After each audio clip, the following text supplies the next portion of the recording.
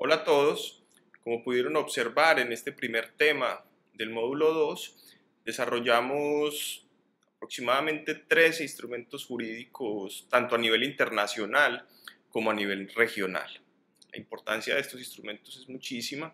Espero que lo hayan analizado de una forma puntual, identificado cada uno de los mismos, porque tenemos dos aspectos fundamentales que resaltar en torno a los mismos. Uno de ellos, estos instrumentos sirven de base para la formulación e implementación de normas y políticas públicas en materia ambiental. Dan esa base, dan ese marco para poder desarrollar estos instrumentos locales. Y por otro aspecto, promueven y fortalecen la coordinación institucional también en materia ambiental. Por ejemplo, con la Declaración de Estocolmo de 1972 se dieron diversos acontecimientos en Latinoamérica. El primero de ellos, en 1972, fue la consagración expresa en el artículo 19 de la Constitución chilena del derecho humano a un ambiente sano. En 1974 se promulgó el Código de Recursos Naturales Renovables y Protección al Ambiente de Colombia. En 1974 se crea el primer Ministerio de Medio Ambiente a nivel latinoamericano en Venezuela. Entonces son diversos los acontecimientos o los aspectos, hechos que se van generando después de estas publicaciones o entradas en vigor de estas declaraciones e instrumentos internacionales. Ahora bien, es importantísimo reconocer y comprender que estos instrumentos internacionales pueden ser de dos tipos en torno a su alcance, ¿no?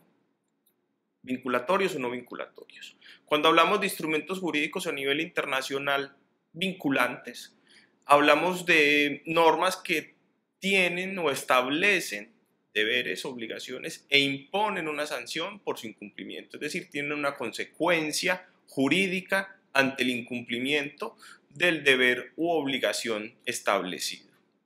Un ejemplo de ello es la Convención Marco de las Naciones Unidas ante el Cambio Climático y su protocolo de Kioto, que establece diversas obligaciones respecto, en este tema, a la reducción de las emisiones de gases de efecto invernadero. Un tema demasiado controvertido y que de a pronto estos instrumentos han sido poco eficientes, pero eso es otro tema de análisis. Ahora, los instrumentos jurídicos internacionales no vinculantes, que gran parte de ellos lo son aquellos que establecen principios, directrices u orientaciones que no imponen un deber o una obligación de cumplimiento, ni mucho menos una sanción. Ejemplo también de ello es la misma declaración de Estocolmo, pero recordemos la importancia de los mismos.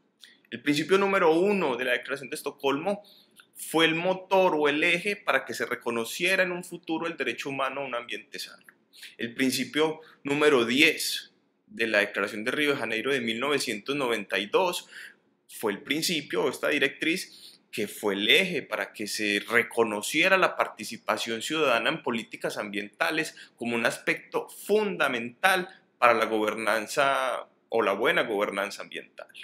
Y el plan de acción, por ejemplo, de la cumbre de Johannesburgo en el 2002 fue fundamental para poder establecer el desarrollo sostenible como un proceso medible y evaluable mediante criterios e indicadores ambientales, sociales y económicos. Entonces, la importancia es fundamental de este tipo de instrumentos.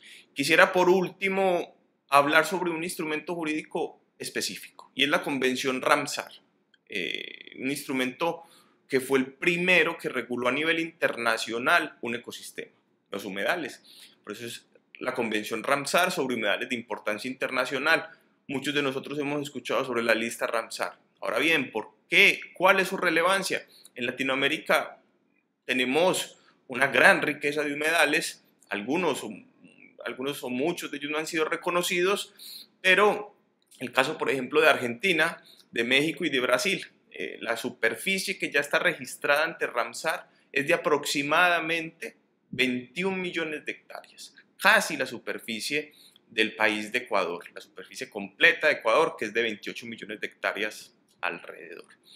Son ecosistemas fundamentales, son ecosistemas importantísimos en torno a la gestión integral de los recursos hídricos, en torno a la reducción o mitigación del cambio climático, o sea, son fundamentales. Ahora, ¿cuál es el llamado?